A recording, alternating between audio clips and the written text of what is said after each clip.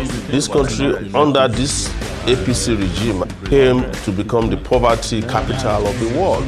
It became the place where the minimum wage became the miserable wage for workers.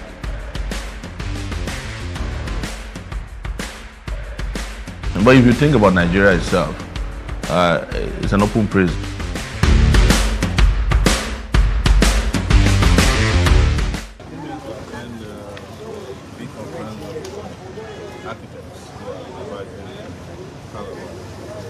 I've invited all the presidential candidates to come discuss their vision and ideas for how to move Nigeria forward to that level of progress.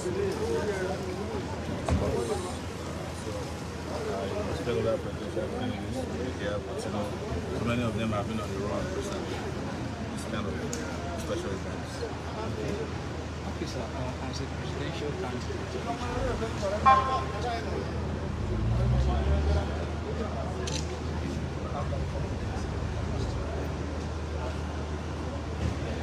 in view of the pressure that is being mounted on it to do most anybody's mounting pressure on INEC is that INEC is mounting pressure on itself, not to deliver the fair election. Now we have been shouting that INEC hasn't shown preparedness, they haven't shown honesty and transparency in the way they are dealing with preparation for the elections. For instance, I was at a meeting with them where we questioned why at this point we don't know how many people are in possession of their voter PVCs, which we stylishly name poverty verification cards.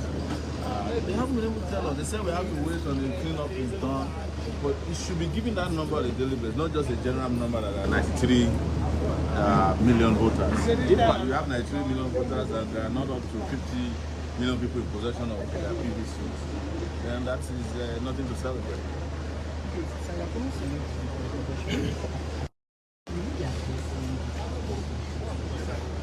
Yes, I've been to professional organizations like real estate practitioners. I have been with, I'm going to be with these architects now. I think the most important thing about building collapse has something to do with the enforcement. The laws are there, but the building code enforcements are very weak due to corruption and incompetence, as we always say. A lot of people who are supposed to monitor and manage these issues don't even know what are the standards to fulfill to get a building acceptable. And there are no great follow-ups in ensuring that the kind of products that are used in buildings are on par with what is national and international standards. So that's where the problem comes from. Otherwise, no building should be collapsing in year 2022 in Nigeria. It's a shame. But you know, architects are designers of buildings.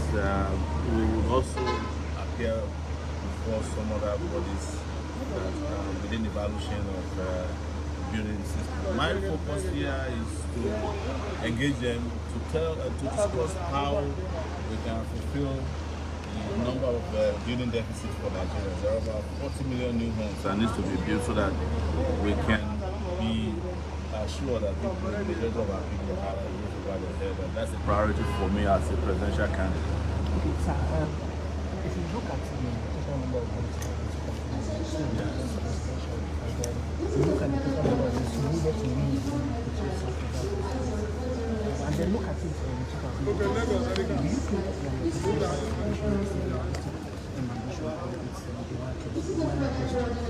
have stated several and typically election in 2019. INEC in his wisdom or his mischief allocated 33,000 votes to me, and then allocated or selected the person who became president. Buhari did not win 2019 election. We said it, you cannot be counting how many votes people got when there were no fair and credible elections. If you want me to believe in the election, hold transparent, free, credible elections. And then you can stand in front of me and say, oh, you have 33,000 votes. Otherwise, if you say it next time, I must sue you. No, we're running for a number of reasons. You should draw attention to why good people should be president in this country and should occupy powerful position. so that maybe we can get faster to our main agenda, which is a revolution, faster than they might think. Because if they keep changing Nigerian people, they can't escape the revolution. Thank you very much.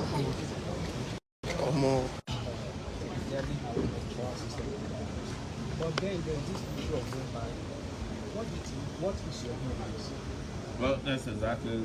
There's no election season in Nigeria that they don't come up with something they say is new that makes the election credible. In 2015, they went and bought that machine with thumbprint. What's it? Card reader. Where's card reader today?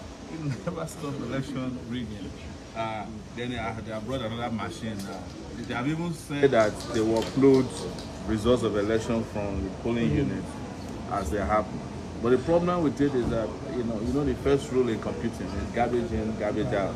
As long as the process is not credible, whatever you upload is flawed. So if you rig an election, you just upload the product of the rigged election. Like you're saying, the Beavers machine cannot cash vote buy. It can't stop vote buy. And we know that people don't buy votes. Security agencies don't collude, and INEC also is not in on it.